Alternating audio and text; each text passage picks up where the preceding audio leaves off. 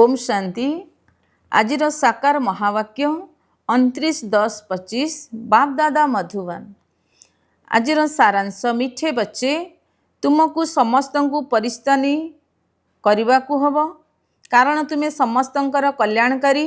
तुमर कर्तव्य है गरीब मानू साहुकार करवा। आजिर प्रश्न, बाबांकर केउ नाम जदिओ साधारण किंतु कर्तव्य बहुत महान। उत्तर, बाबांकु भगवान अथवा बगीचार मालिक एवं नाउरिया बोली कही थांती। एही नाम केते साधारण किंतु बुड़ी जाउथिबा लोकमानकु उद्धार करिबा केते महान कर्तव्य। जेपरि पहराली माने जणे जनकर हाथ धरी पारी करि देई थांती, सेहीपरि बाबांकर हाथ मिलिबा द्वारा तुमे स्वर्गवासी होई जाउछ। एबे तुमे मध्य मास्टर नाउरी हट। तुम्हें प्रत्येकंकर नौका को पारी हेबार रास्ता बताउछ। ओम शांति। संतान माने तो निश्चय बाबांक स्मृति रे बसी थिबे। निजको आत्मा भाविबार अछि, देह मध्य आत्मा सहित रहिछि। एपरि नुहे कि बिना देह रे बसिछ, किंतु बाबा कहउछन्ति देह अभिमान छाड़ी देही अभिमानी होई बस। देही अभिमानी हेउछि शुद्ध, देह अभिमान होउछि अशुद्ध। तुमे जानिछ जे देही अभिमानी हेबा द्वारा आमे शुद्ध पवित्र हेउछु, देह अभिमानी हेबा द्वारा अशुद्ध अपवित्र होई जाइथिलु। डाकुछन्ति मध्य हे पतित पावन आस। पवित्र दुनिया थिला, एबे पतित होई जाउछि, पुणी पवित्र दुनियार निश्चय हब। सृष्टि चक्रर पुनरावृत्ति हब।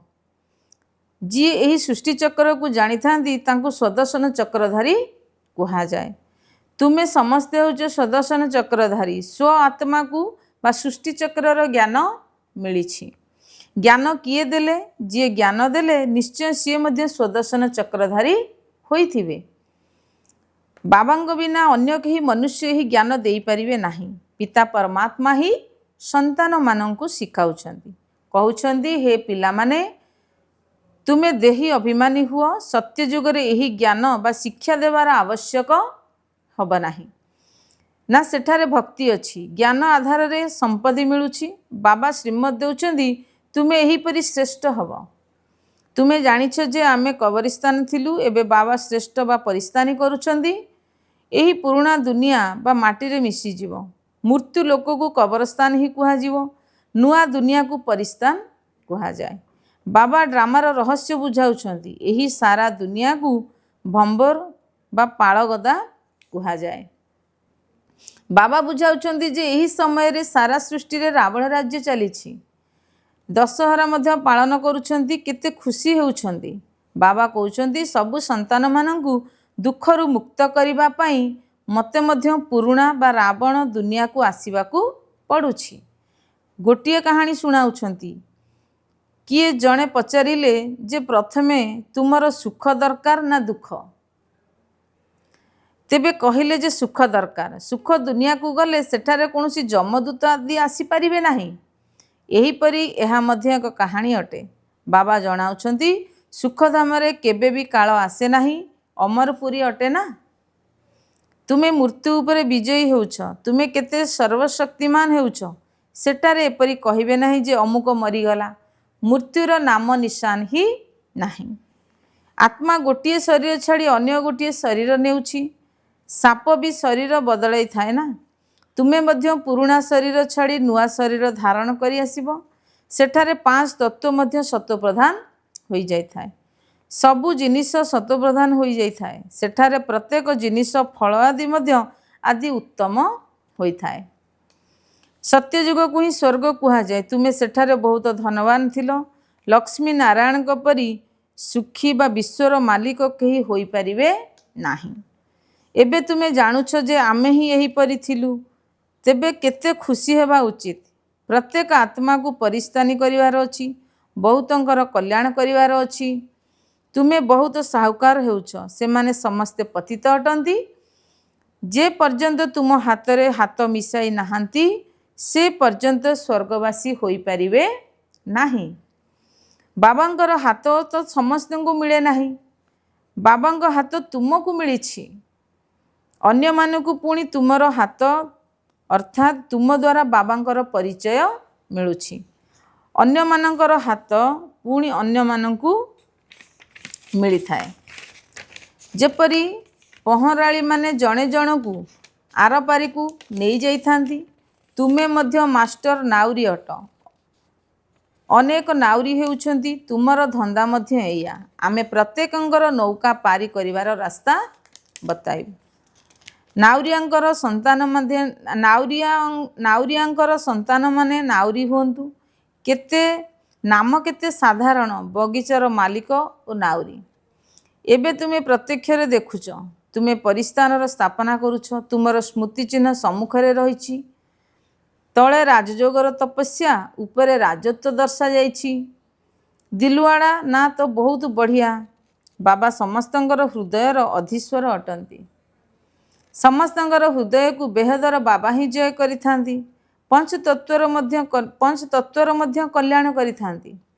ଏହା ମଧ୍ୟ ପିଲାମାନଙ୍କୁ ବୁଝାଉଛନ୍ତି। ଅନ୍ୟ ଧର୍ମାବଲମ୍ବୀମାନଙ୍କର ଶାସ୍ତ୍ର ମଧ୍ୟ ପ୍ରଚଳିତ ରହିଛି। ତୁମକୁ ସଙ୍ଗମରେ ହିଁ ଜ୍ଞାନ ମିଳୁଛି, ପୁଣି ବିନାଶ ହୋଇଯିବ। ଏହାପରେ ଆଉ କୌଣସି ଶାସ୍ତ୍ର ରହିବ ନାହିଁ। ଶାସ୍ତ୍ର ହେଉଛି ଭକ୍ତିମାର୍ଗର ଚିହ୍ନ, ଏହା ହେଉଛି ଜ୍ଞାନ। ଅନ୍ତର ଦେଖିଲ ନା, ବହୁତ ଭକ୍ତି କରୁଛନ୍ତି, ଦେବୀମାନଙ୍କର ପୂଜାରେ କେତେ ଖର୍ଚ୍ଚ କରୁଛନ୍ତି। ବାବା କହୁଛନ୍ତି ଏଥିରେ ଅଳ୍ପ କାଳର ସୁଖ ରହିଛି। ଯେପରି ଭାବନା ରଖିଥାନ୍ତି ତାହା ପୂରଣ ହୋଇଥାଏ। ଦେବୀମାନଙ୍କୁ ସଜାଇବା ସମୟରେ କାହାକୁ କାହାକୁ ସାକ୍ଷାତକାର ହେଲେ ବହୁତ ଖୁସି ହୋଇଯାଇଥାନ୍ତି, କିନ୍ତୁ ଫାଇଦା କିଛି ବି ନାହିଁ। ମୀରାଙ୍କ ନାମର ମଧ୍ୟ ଗାୟନ ରହିଛି, ଭକ୍ତମାଳା ରହିଛି ନା। ନାରୀମାନଙ୍କର ମଧ୍ୟରେ ମୀରା, ପୁରୁଷମାନଙ୍କ ମଧ୍ୟରେ ନାରଦକୁ ମଧ୍ୟ ଶିରୋମଣି ରୂପେ ମାନ୍ୟତା ରହିଛି। ତୁମେ ସନ୍ତାନମାନେ ମଧ୍ୟ କ୍ରମାନୁସାରେ ରହିଛନ୍ତି। ମାଳାର ଦାନା ତ ବହୁତ ରହିଛନ୍ତି। ବାବା ହେଉଛନ୍ତି ଫୁଲ, ଯିଏ ଉପରେ ଅଛନ୍ତି, ପୁଣି ଯୁଗଳ ମେରୁ। ଫୁଲକୁ ସମସ୍ତେ ନମସ୍କାର କରନ୍ତି, ଗୋଟିଏ ଗୋଟିଏ ଦାନାକୁ ମଧ୍ୟ ନମସ୍କାର କରିଥାନ୍ତି। ରୁଦ୍ର ଯଜ୍ଞ ରଚନା କରିଥାନ୍ତି, ତ ସେଥିରେ ମଧ୍ୟ ଶିବଙ୍କର ପୂଜା ଅଧିକ କରିଥାନ୍ତି। ଶାଳଗ୍ରାମର ଏତେ ପୂଜା କରନ୍ତି ନାହିଁ। ଶିବଙ୍କ ପ୍ରତି ପୁରା ଧ୍ୟାନ ରହିଥାଏ, କାହିଁକି ନା ଶିବବାବାଙ୍କ ଦ୍ୱାରା ହିଁ ଶାଳଗ୍ରାମମାନେ ଏପରି ଶ୍ରେଷ୍ଠ ହୋଇଛନ୍ତି। ଯେପରି ଏବେ ତୁମେ ପବିତ୍ର ହେଉଛ, ପତିତ ପାବନ ବାବାଙ୍କର ସନ୍ତାନ, ତୁମେ ମଧ୍ୟ ମାଷ୍ଟର ପତିତ ପାବନ ଅଟ। ଯଦି କାହାକୁ ରାସ୍ତା ବତାଇ ନାହଁ, ତେବେ ଯାଇ ପଇସାର ପଦ ମିଳିବ। ତଥାପି ବାବାଙ୍କୁ ତ ପାଇଛ ନା, ତାହା କ'ଣ କମ୍ କଥା? ସିଏ ହିଁ ସମସ୍ତଙ୍କର ପିତା ଅଟନ୍ତି। ଏହା କ'ଣ କୃଷ୍ଣଙ୍କ ପାଇଁ କୁହାଯିବ? ଶ୍ରୀକୃଷ୍ଣ କାହାର ପିତା ହେବେ? ଶ୍ରୀକୃଷ୍ଣଙ୍କୁ କେହି ପିତା ବୋଲି କହିବେ ନାହିଁ। ସନ୍ତାନକୁ କ'ଣ ବାବା ବୋଲି କୁହାଯାଇପାରିବ? ସେତେବେଳେ ପିତା କୁହାଯିବ ଯେତେବେଳେ ଯୁଗଳ ହୁଅନ୍ତି, ସନ୍ତାନ ଜନ୍ମ ହୁଏ। ନିଜର ସନ୍ତାନ ହିଁ ପିତା ବୋଲି କହିଥାଏ, ଅନ୍ୟ କେହି ପିତା କହିପାରିବେ ନାହିଁ। ବାକି ତ ଯେକୌଣସି ବୟସ୍କ ବ୍ୟକ୍ତିଙ୍କୁ ସମ୍ମାନ ଦୃଷ୍ଟିରୁ ବାପୁଜୀ ବୋଲି କହିଦିଅନ୍ତି। ଶିବବାବା ତ ସମସ୍ତଙ୍କର ବାବା ଅଟନ୍ତି। ଭାତୃତ୍ୱର ବି ଗାୟନ ରହିଛି। ଈଶ୍ୱରଙ୍କୁ ସର୍ବବ୍ୟାପୀ କହିବା ଦ୍ୱାରା ବିଶ୍ୱ ଭାତୃତ୍ୱ ଭାବ ପରିବର୍ତ୍ତେ ବିଶ୍ୱ ପିତୃତ୍ୱ ଭାବ ହୋଇଯାଇଥାଏ, ଅର୍ଥାତ୍ ସମସ୍ତେ ପିତା ହୋଇଯାଆନ୍ତି। ତୁମ ସନ୍ତାନମାନଙ୍କୁ ବଡ଼ ବଡ଼ ସଭାରେ ବୁଝାଇବାକୁ ହେବ। ଯେତେବେଳେ ବି ତୁମେ ଯେଉଁ ସ୍ଥାନକୁ ଭାଷଣ କରିବାକୁ ଯାଉଛ, ତେବେ ଯେଉଁ ବିଷୟରେ ଭାଷଣ କରିବାର ଅଛି, ପ୍ରଥମେ ତା ଉପରେ ବିଚାର ସାଗର ମନ୍ଥନ କରି ଲେଖିବା ଦରକାର। ବାବାଙ୍କର ତ ବିଚାର ସାଗର ମନ୍ଥନ କରିବାର ନାହିଁ। କଳ୍ପ ପୂର୍ବେ ଯାହା ଶୁଣାଇଥିଲେ ତାହା ଶୁଣାଇ ଚାଲିବେ। ତୁମକୁ ତ ବିଷୟବସ୍ତୁ ଉପରେ ବୁଝାଇବା ଦରକାର। ପ୍ରଥମେ ବିଷୟବସ୍ତୁକୁ ଲେଖି ପୁଣି ପଢ଼ିବା ଉଚିତ।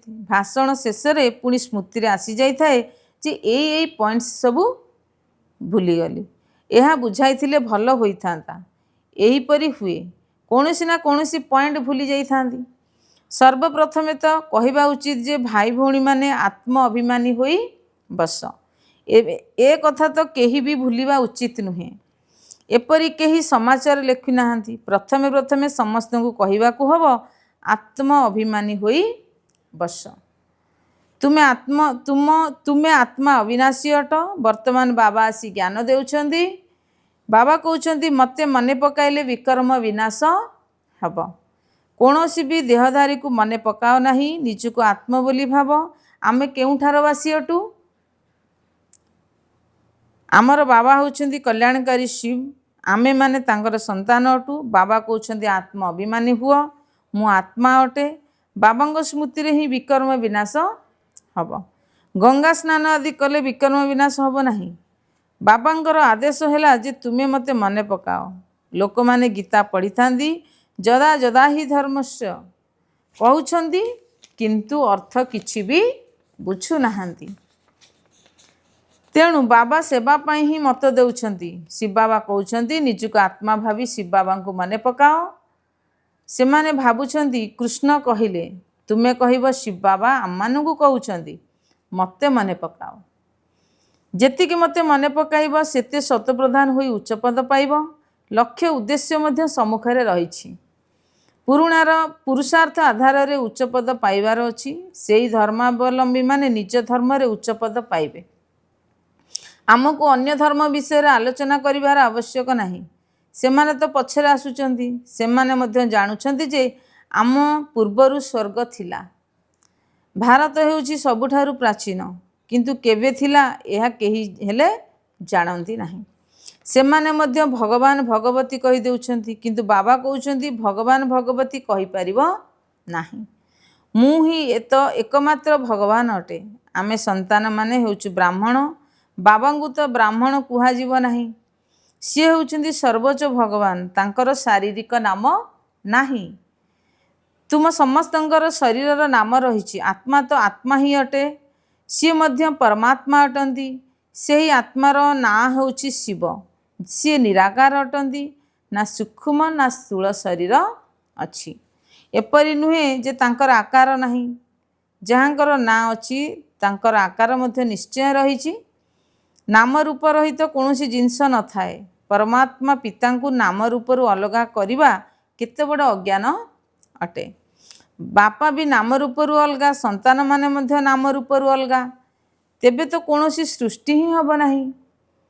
ତୁମେ ଏତେ ଭଲ ଭାବରେ ବୁଝାଇ ପାରିବ, ଗୁରୁମାନେ ପଛରେ ବୁଝିବେ, କାରଣ ଏବେ ତାଙ୍କର ବାଦଶାହୀ ଚାଲିଛି। ତୁମେ ଏବେ ଡବଲ ଅହିଂସକ ହେଉଛ। ଅହିଂସା ପରମୋ ଦେବୀ ଦେବତା ଧର୍ମ, ଡବଲ ଅହିଂସକ ବୋଲି ଗାୟନ ରହିଛି। କାହାକୁ ହାତ ଉଠାଇ ମାରିବା, ଦୁଃଖ ଦେବା ତାହା ମଧ୍ୟ ହିଂସା ହୋଇଗଲା। ପ୍ରତ୍ୟେକ ଦିନ ବାବା ବୁଝାଉଛନ୍ତି ମନ ବଚନ କର୍ମରେ କାହାକୁ ଦୁଃଖ ଦେବା ଅନୁଚିତ। ମନରେ ତ ନିଶ୍ଚୟ ଆସିବ, କିନ୍ତୁ ସତ୍ୟଯୁଗରେ ମନରେ ବି ଏ ସଂକଳ୍ପ ଆସିବ ନାହିଁ। ଏଠାରେ ତ ମନ ବଚନ କର୍ମରେ ଆସୁଛି, ତୁମେ ସେଠାରେ ଏହି ଅକ୍ଷର ବି ଶୁଣିବ ନାହିଁ। ନା ସେଠାରେ କୌଣସି ସତ୍ସଙ୍ଗ ଆଦି ହୋଇଥାଏ। ସତ୍ସଙ୍ଗ ସତ୍ଙ୍କ ଦ୍ୱାରା ହିଁ ହୋଇଥାଏ, ସତ୍ୟ ହେବା ପାଇଁ। ଏକମାତ୍ର ବାବା ହିଁ ସତ୍ୟ ଅଟନ୍ତି। ବାବା ବସି ନରରୁ ନାରାୟଣ ହେବାର କାହାଣୀ ଶୁଣାଉଛନ୍ତି, ଯାହାଦ୍ୱାରା ତୁମେ ନାରାୟଣ ହୋଇଯାଇଛ। ପୁଣି ଭକ୍ତି ମାର୍ଗରେ ସତ୍ୟନାରାୟଣର କଥା ବହୁତ ସ୍ନେହରେ ଶୁଣିଥାନ୍ତି। ଦିଲୱାଡ଼ା ମନ୍ଦିର ବା ତୁମର ସ୍ମୃତି ଚିହ୍ନ ଦେଖ କେତେ ସୁନ୍ଦର। ନିଶ୍ଚୟ ସଙ୍ଗମ ଯୁଗରେ ବାବା ସମସ୍ତଙ୍କ ହୃଦୟ ଜିତିଥିବେ। ଆଦିଦେବ ଆଉ ଦେବୀ ସନ୍ତାନମାନେ ବସିଛନ୍ତି। ଏହା ହେଉଛି ସତ୍ୟ ୟାଦଗାର ବା ସ୍ମୃତି ଚିହ୍ନ। ତାଙ୍କର ଇତିହାସ ଭୂଗୋଳ ତୁମମାନଙ୍କ ବ୍ୟତୀତ ଆଉ କେହି ବି ଜାଣିନାହାନ୍ତି। ଏହା ତୁମର ହିଁ ସ୍ମୃତି ଚିହ୍ନ ଅଟେ। ଏହା ମଧ୍ୟ ଆଶ୍ଚର୍ଯ୍ୟଜନକ ଅଟେ। ଲକ୍ଷ୍ମୀ ନାରାୟଣଙ୍କର ମନ୍ଦିରକୁ ଗଲେ ତୁମେ କହିବ ଯେ ଆମେ ଏଇଭଳି ହେବାକୁ ଯାଉଛୁ। ଖ୍ରୀଷ୍ଟ ମଧ୍ୟ ଏହି ଦୁନିଆରେ ରୂପ ପରିବର୍ତ୍ତନ କରିଅଛନ୍ତି। ବହୁତ କହୁଛନ୍ତି ଖ୍ରୀଷ୍ଟ ସାଧାରଣ ଭିକାରୀ ଦେଶରେ ଅଛନ୍ତି। ତମ ପ୍ରଧାନ ଅଥବା ଭିକାରୀ ହେଲେ ନା, ପୁନର୍ଜନ୍ମ ତ ନିଶ୍ଚୟ ହେବେ ନା। ଶ୍ରୀକୃଷ୍ଣ ରାଜକୁମାରରୁ ଏବେ ଗରିବ ହୋଇଯାଇଛନ୍ତି, ଗୋରା ଏବଂ ଶ୍ୟାମଳ। ତୁମେ ମଧ୍ୟ ଜାଣିଛ ଯେ ଭାରତ କ'ଣ ଥିଲା, ଏବେ କ'ଣ ହୋଇଯାଇଛି। ବାବା ତ ହେଉଛନ୍ତି ଗରିବଙ୍କର ବନ୍ଧୁ।